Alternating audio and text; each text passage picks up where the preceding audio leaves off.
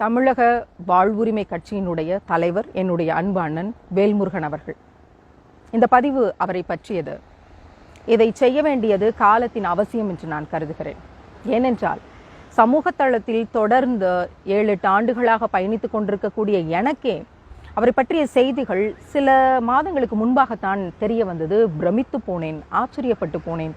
எப்படிப்பட்ட மனிதர்களும் நம்முடைய தமிழகத்தில் அரசியல் களத்தில், அதுவும் குறிப்பாக சமூக அரசியல் தளத்தில் இருக்கிறார்களா? புறக்கணிப்பின் வலியிலிருந்து பிறந்த வாழ்வுரிமை கட்சி புறக்கணிப்பின் வலியில் இருப்பவர்களுக்கெல்லாம் தாய் வீடாக இன்றைக்கு மாறி இருக்கிறது.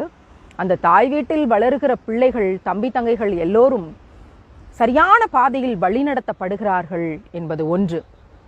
சமூக களத்தில், போராட்ட களத்தில் தொடர்ந்து நான் பயணிக்கிற போது சில தம்பி தங்கைகள் பகிரக்கூடிய, அவரை பற்றி பகிரக்கூடிய செய்தி என்னை பிரமிக்க வைத்திருக்கிறது.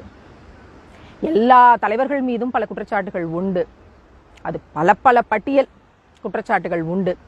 ஆனால் மறந்தும் கூட எந்த குற்றச்சாட்டிலும் சிக்காமல் களங்கம் இன்றி ஒரு தலைவர் இன்றைக்கு அடையாளம் காணப்படுகிற, விரல் விட்டு எண்ணக்கூடிய வரிசையில் முதலிடத்தை அண்ணன் வேல்முருகன் பெற்றிருக்கிறார் என்பது ஒரு பெண்ணாக, தங்கையாக கூடுதல் மகிழ்ச்சியாக இந்த செய்தியை நான் பொது சமூகத்திற்கு அறிவிக்கிறேன்.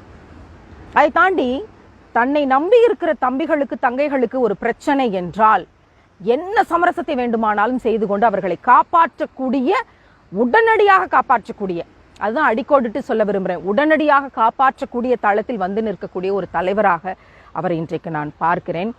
பெண் விடுதலை கட்சியை நான் தொடங்கிய பிறகு பல்வேறு போராட்ட களங்களின் சிக்கல்களை முன்னெடுக்கப்பட்ட போது உடனடி உதவிகளை எனக்காக என்று இல்லை, சமூக களத்தில் இருக்கக்கூடிய, போராட்ட களத்தில் இருக்கக்கூடிய பிள்ளைகளுக்காக உடனடியாக அந்த உதவிகளை தன்னெழுச்சியாக வந்து செய்து தரக்கூடிய ஒரு மனிதராக அவரை நான் பார்க்கிறேன்.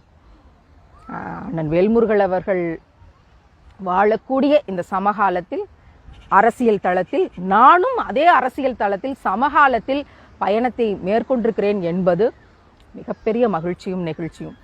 அதுவும் இந்த அரசியல் தளம் என்பது பெண்களுக்கான பாதுகாப்பில் எத்தனை சாத்தியமானது என்பது நமக்கு நன்றாகவே தெரியும். நான் அண்ணனிடத்தில் சமீபத்தில் பேசும்போது கூட பதிவு செய்தேன். அண்ணன், ஒரு செய்தியை உங்களுக்கு சொல்லட்டுமா? நான் போராட்ட களங்களை தொடர்ந்து முன்னெடுக்கிற போது இப்போதெல்லாம் கூடுதலாக என்னுடைய மூளையில் தானாக ஒரு செய்தி பதிவாகி இருக்கிறது. பார்த்துக்கலாம்ப்பா, எதா இருந்தாலும் அண்ணன் இருக்கிறாரு, பார்த்துக்கலாம் அப்படிங்கிற ஒரு உணர்வு தானாகவே எனக்குள் விதைக்கப்பட்டிருக்கிறது, ஏற்பட்டிருக்கிறது. உங்களுடைய சமூக அரசியல் கள நிலவரங்கள், நீங்கள் முன்னெடுக்கக்கூடிய முன்னெடுப்புகள் இதை எனக்குள் விதைத்திருக்கிறது என்று நான் சிரித்தபடியே சொன்னேன். அங்கு அலைபேசியிலும் சிரித்தபடியே மகிழ்ச்சி மகிழ்ச்சி என்று வந்தது.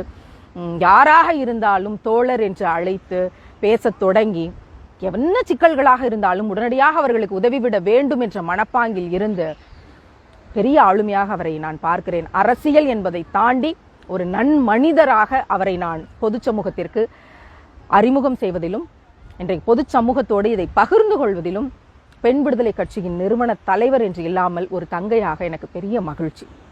அதை தாண்டி நிறைவு செய்தியாக அண்ணனை பற்றி இந்த செய்தியை சொல்ல விரும்புகிறேன். எல்லோரும் எதுவுமே இல்லாமல், எந்த சொத்து பத்தும் இல்லாமல் களத்திற்கு வந்து, அரசியல் களத்திற்கு வந்து மிகப்பெரிய கோடீஸ்வரர்களாக சுனாமிகளை, பினாமிகளை வைத்து கொண்டு அரசியல் செலுத்துகிற நிலையெல்லாம் நாம் பார்க்கிறோம்.